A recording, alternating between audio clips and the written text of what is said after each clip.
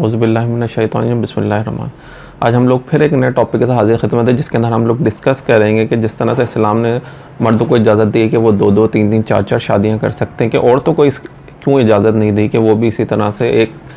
निकाह में होते हुए कई मर्दों को अपने निकाह में ले सकें। इसके अंदर आज हम लोग डिटेल में डिस्कस करेंगे और रीज़न इसका ये है कि हम लोग इसको डिस्कस इसलिए कर रहे हैं क्योंकि जब से 1960s के बाद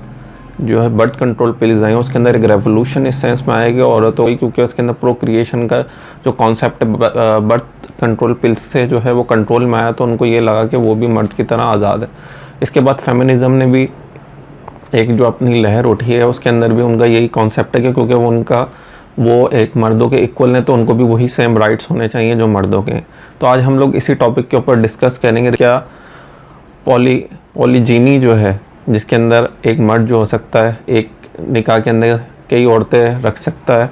तो क्या पॉलीएंड्री, क्या औरत भी इसी तरह से अपने निकाह में कई मर्दों को रख सकती है, और इसका मॉरली, एथिकली, रिलीजियसली क्या है या लॉजिकली क्या कॉन्सेप्ट है, उसको आज हम लोग डिस्कस करेंगे। इसके अंदर सबसे पहले जो है रिलीजियस कॉन्सेप्ट, क्योंकि इस्लाम है, इस्लाम वो यूनिवर्सल रिलीजन है, वो सिर्फ एक पॉइंट के लिहाज से या बराबरी है सेंस में नहीं सोचता, बल्कि वो हिकमत के लिहाज से सोचता है, जो ज़्यादा डिस्प्यूट ना हो, जिसके अंदर ज़्यादा कॉम्प्लेक्सिटी ना हो और जिसके अंदर ज़्यादा फसाद ना हो। ऐसे इस्लाम कॉन्सेप्ट अलाउ नहीं करता जिससे फसाद का बर्पा होना हो, बल्कि वो उसूल, अहसन उसूल से ज़्यादा जिससे क्या है मसाइल का हल हो और मुआशरा क्या है अमन की तरफ आए। इस्लाम का जो मेन कॉन्सेप्ट है निकाह का, उसका सबसे जो इम्पोर्टेंट जो वजह है वो ये है कि जनाकारी का ख़त्म करना और एक फैमिली इन्वायरमेंट तश्कील देना, जिसके अंदर क्या हो नेक्स्ट जनरेशन जो औलाद होने वाली है उसके लिए बेहतरीन प्लेटफॉर्म हो, जो क्या हो वैल्यूज़ बच्चे में ट्रांसफ़र हो, और फिर वो जो है एक सोसाइटी तश्कील हो जो एक ट्रेडिशनल जो इस्लाम का जो कॉन्सेप्ट है, जो फलाही रियासत है, उसके अंदर जो है माविन हो सके। तो आज हम लोग सबसे पहले ये देखेंगे कि इस्लाम इस सिलसिले में क्या कहता है। पॉलीएंड्री मतलब एक औरत कई मर्दों को निकाह में रख सकती है, इसके मुतालिक है। सबसे पहले जो है हम सूरह निसा आयत नंबर 24 में देखेंगे कि उसमें अल्लाह ताला क्या फरमा रहा है। और शोहर वाली औरतें भी तुम पर हराम है सिवाय इनके जंगी कैदी औरतों के जो तुम्हारी मिल्क में आ जाए, अल्लाह ने तुम पर फ़र्ज़ कर दिया, और इनके सिवा औरतें तुम्हारे लिए हलाल कर दी हैं ताकि तुम अपने अमवाल के ज़रिए तलब निकाह करो, पाक दामन रहते हुए, ना कि शहवरदानी करते। फिर इनमें से जिनको तुम माल के बस फ़ायदा उठाओ, इन्हें इनका मुकर्रर करदा महर अदा करो, फिर तुम पर इस माल के बारे में कोई गुनाह नहीं जिस पर तुम महर मुकर्रर करने के बाद बाहम रजामंदी हो जाओ। अल्लाह बेशक अल्लाह खूब जानने वाला और बड़ी हिकमत वाला। इसके अंदर भी देखें जो सबसे आखिर में जो अल्लाह ताला ने बताया कि अल्लाह खूब जानने वाला हिकमत, अल्लाह ने एक हिकमत इसमें क्या बताई कि जिन औरतों के निकाह हो चुके हैं वो आप पे हराम है, आप उसको निकाह में नहीं ले सकते। तो इस तरह से कि एक औरत कई मर्दों को अपने निकाह में ले पॉसिबल नहीं है, क्योंकि एक औरत अगर पहले एक मर्द से निकाह करेगी तो वो निकाह में आने के बाद किसी और को अपने निकाह में नहीं ले सकती, या कोई मर्द उसको अपने निकाह में नहीं ले सकता, क्योंकि वो ऑलरेडी उसके निकाह के अंदर। इसके अंदर एक और हिकमत जो अल्लाह ताला ने बताई है, वो उसके अंदर क्या निकाह का मकसद क्या है, उस सेक्सुअलिटी को कंट्रोल करने के लिए अल्लाह ताला ने हिकमत क्या सिखाई है। आप जिसको भी रखो उसको निकाह के अंदर रखो और उसको उसका महर दो, जो आपका राइटफुल जो शेयर है वो उसको दो। तो ये अल्लाह ताला की हिकमत है। इसके बाद हम लोग एक बहुत डिटेल हदीस देखते हैं जो हज़रत आयशा रज़ी अल्लाह ताला अन्हा से रिवायत है। इसके अंदर जो है मैं आपको रेफरेंस देता, हदीस नंबर है 2272 और इसका सेक्शन है ज़माने जहलियत वालों के लिए निकाह का बयान। ठीक है, ये बहुत जो है बड़ी ज़बरदस्त हदीस है, और इसके अंदर आपको बिल्कुल क्लियर हो जाएगा कि जो कॉन्सेप्ट इस्लाम जो बयान करता है कि पॉलीएंड्री जो है वो क्यों हराम है, वो इसके अंदर जो है आपको अंदाज़ हो जाएगा। तो बड़ी हदीस है, थोड़ा आप बेयर विद मी। इसके अंदर मैं रीड आउट करता हूँ। उम्मुल मोमिनीन हज़रत आयशा ने बताया कि ज़माने जहालियत के अंदर में 4 किस्म के निकाह होते थे। एक तो ऐसे ही जैसे इस ज़माने में होता है, मतलब एक नॉर्मल निकाह होते हैं, वो तो उस ज़माने में होते थे कि एक शख्स दूसरे के पास इसकी बहन या बेटी वगैरह के लिए निकाह का पैगाम दे तो महर अदा करता था और निकाह कर लेता था, जो नॉर्मल है कि किसी के लिए भी आप रिश्ता भेजें और वो निकाह हो जाए, जिस तरह से आम रूटीन आजकल के दौर के अंदर। निकाह की दूसरी किस्म ये थी कि आदमी अपनी बीवी से हैज से पाक होने के बाद कह देता था कि फ़ला शख्स को बुलवा ले और इसका नुत्फ़ा हासिल कर लो, फिर वो शख्स तब तक अपनी बीवी से सोबत न करता जब तक कि मतलूबा शख्स से हमल ना करार पाए। हमल जाहिर होने के बाद ही वो जानता था तो इससे इस्तेमाल करता था। ऐसा इसलिए किया जाता ताकि लड़का नजीब उम्दा नसब का हो, वो इस निकाह को निकाह इस्तब्ज़ा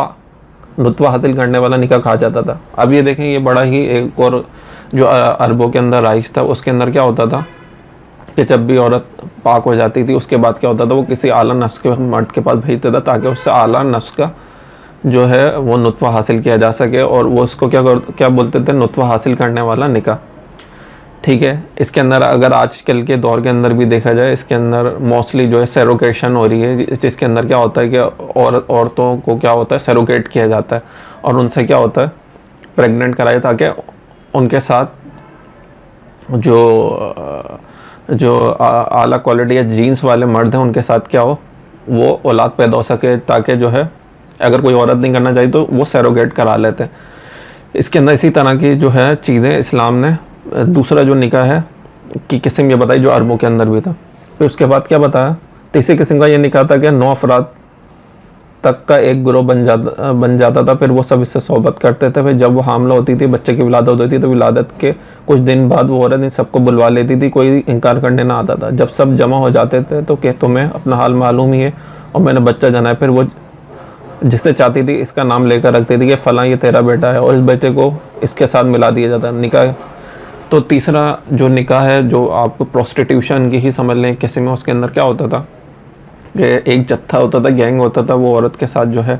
सेक्सुअल रिलेशनशिप रखते थे, और उसके अंदर जो है कुछ अर्से बाद जब प्रेग्नेंट हो जाती थी औरत, जिसके ऊपर भी हाथ रखते वो उसका जो है वो बाप कंसिडर होता था, जो कि जो है आप खुद जा सके मेडिकली भी कितना लॉजिकल और वो है कि जिसके अंदर जो है किसी को भी जो उसका बाप ना भी हो वो उसको बना दिया जाता था और उसका नस्ब उसी से जोड़ दिया जाता था। अच्छा, इसके अंदर फिर 4th किस्म पे आते हैं। निकाह की 4थी किस्म ये थी कि बहुत से लोग जमा हो जाते थे और एक शख्स से एक औरत से सोबत करते, वो किसी भी आने वाले को मना ना करती थी। ये बदकार औरतें होती, इनके दरवाजे पर बतौर झंडे लगे होते थे। जो शख्स भी चाहता इनसे सोबत करता, जब वो हामला हो जाती और बच्चा जन्म देती तो सब जमा हो जाते हो कि आफा शनास को बुलाते हैं, जिसका भी नाम लेता है इसके साथ मिला दिया जाता, वो बच्चा इसका हो जाता और कुछ ना कह सकता। तो जब अल्लाह ने मोहम्मद रसूल सल्लल्लाहु अलैहि वसल्लम को नबी बनाकर भेजा, ज़माने जाहिलियत के सारे निकाह को बातिल करार दे दिया सिवाय अहले इस्लाम के निकाह के जो आज राइज है। तो जब हुज़ूर सल्लल्लाहु अलैहि वसल्लम की आमद हुई, वसल्लम ने तमाम तरह की तरीके के निकाहों को बातिल करार दे दिया सिवाय जो इस्लाम ने जो निकाह को राइज किया। और उसके अंदर आपको अंदाज़ा होगा किस तरह का बातिल तरीके राइज थे कि जिसके अंदर जो है औरतों को समझ लें एक तरह के राइट्स, तो मैं नहीं समझूंगा वो सेक्सुअल रिलेशनशिप तो कर रहा है, लेकिन बर्डन कितना है कि मल्टीपल जो है शख्स जो आ रहे हैं उसकी इज्जतों को पामाल कर रहे हैं। और वो जाहिर सी बात है कि जो राइटफुल जो है उसका फादर है वो भी उसको नहीं हो रहा, बल्कि जिसको भी औरत या जो भी क्याफा शनास जो है वो जिसकी तरफ भी फेर दे तो वो उसका जो है हस्बैंड कंसिडर होता था। तो ये जो तमाम किस्म के निकाह थे, इस्लाम ने क्या हुआ अपनी आमद के बाद जो है ये जो है सारे जो है बैन कर दिए।